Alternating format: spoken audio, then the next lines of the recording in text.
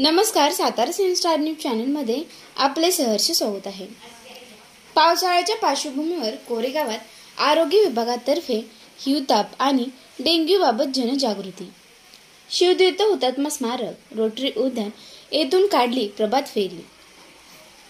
पावसाळ्याच्या पार्श्वभूमीवर कोरेगाव तालुक्यात हिवताप, डेंग्यूसह साथीचे रोग पसरू नये यासाठी आरोग्य विभाग ॲक्शन मोडवर आला आहे। सोमवारी सकाळी 11 वाजता शिवतीर्थ हुतात्मा स्मारक रोटरी उद्यान येथून नागरिकांचे प्रबोधन करण्यासाठी आरोग्य विभागाच्या वतीने प्रभात फेरी काढण्यात आली।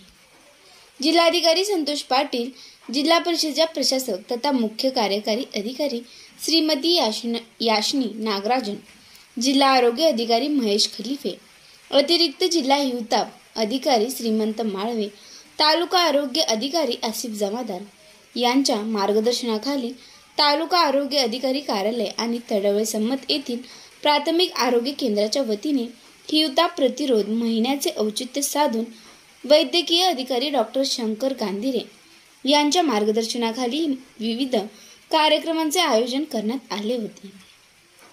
आरोग्य विस्तार अधिकारी विठ्ठल गुजर, आरोग्य सहाय्यक कदम गावडे आणि जंगम यांच्या नेतृत्वाखाली शिवतीर्थ हुतात्मा स्मारक रोटरी उद्यान येथून नागरिकांचे प्रबोधन करण्यासाठी प्रभात फेरी काढण्यात आली। या फेरीमध्ये आरोग्य सेवक, आरोग्य सेविका, गट प्रवर्तक व आशा सेविका सहभागी झाल्या होत्या। आज कोरेगाव शहरामध्ये माननीय जिल्हा आरोग्य अधिकारी, माननीय जिल्हा हिवताप अधिकारी तसेच कोरेगावचे तालुका आरोग्य माननीय जमादार साहेब, प्राथमिक आरोग्य केंद्र कुमटे तडवळे येथील वैद्यकीय अधिकारी गांधीले साहेब यांच्या मार्गदर्शनाखाली आज कोरेगाव शहरामध्ये आपण 1 जून ते 30 जून या कार्यक्रमाच्या हिवताप जनजागरण कार्यक्रमामध्ये आपण घरोघरी जाऊन भेटी देणार आहोत। त्याच्यामध्ये प्रत्येक ताप रुग्णांचा रक्त नमुना घेऊन त्यांचा हिवताप निदानासाठी आपण प्रयोगशाळेमध्ये रक्त नमुने पाठवणार आहोत। तसेच प्राथमिक शाळा, माध्यमिक शाळा, कॉलेजेस सुरू होत आहेत त्याच्यामध्ये जाऊन आपण विद्यार्थ्यांना, शिक्षकांना जास्तीत जास्त आपली आजाराबद्दलची माहिती देणार आहोत। तसेच दैनंदिन घरभेटीद्वारे सध्या पाऊस पडत आहे, पावसाच्या याच्यामध्ये पाणी साठून राहत आहे। त्या पाणी साठून राहिल्यामुळे डासांचं प्रमाण वाढत आहे। हे आपल्याला रोखण्यासाठी आपण लोकांच्यामध्ये जनजागृती करण्यासाठी कोरड्या दिवसाचे महत्त्व, त्याच्यानंतर भंगार साहित्याच्या जे पाणी साठून राहत आहे त्या पाणीसाठ्याची विल्हेवाट, भंगार साहित्याची विल्हेवाट, घरातील जे कूलर्स आहेत, त्याच्यानंतर फ्रीजच्या पाठीमागील ट्रे आहेत त्याची सुद्धा आपण तपासणी करून त्याच्यामध्ये डासांच्या आळ्या आढळून आल्या तर ते लगेच आपण नष्ट करणार आहोत। तसेच पाणीसाठे जे आहेत, हौद, रांजण, बॅरल याच्यामध्ये दूषित आळ्या आहेत, कंटेनर आहेत, ते आपण लोकांना खाली करून त्याच्यामध्ये पुन्हा त्याच्यामध्ये आळे तयार होणार त्याबद्दल जनजागृती करणार आहोत। तसेच कोरड्या दिवसाचे महत्त्व आपण याच्यामध्ये लोकांना पटवणार आहोत। यामध्ये पाण्यामध्ये डासांच्या त्या 3 अवस्था आहेत, अंडे, आळे आणि कोश, ह्या पूर्णपणे नष्ट केल्या तर डासांचं प्रमाण खूप कमी होईल। यामुळे लोकांना आपण पहिल्या 7 दिवसाचं महत्त्व पटवून देणार आहोत। त्याच्यामध्ये कोरडा दिवस पाळण्याबाबत महत्त्वाचं लोकांना सांगणार आहोत। त्याच्यानंतर प्रत्येक तापाच्या रुग्णांचं रक्त नमुना घेऊन त्याच्यामध्ये जे हिवतापासाठी दूषित रुग्ण येतील त्यांना आपण वेळीच औषधोपचार देणार आहोत।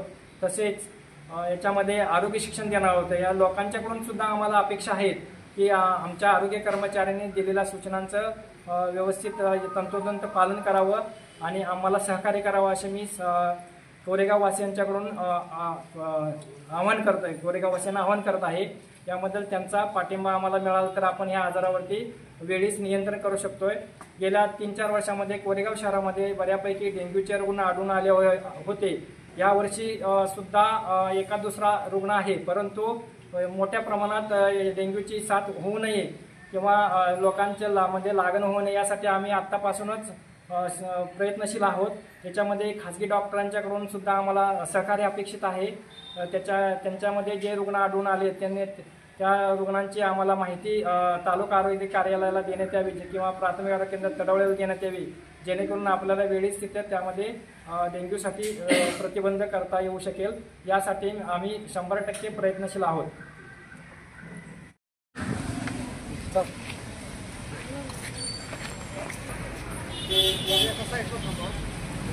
पुढे जाते तशी अलीकडे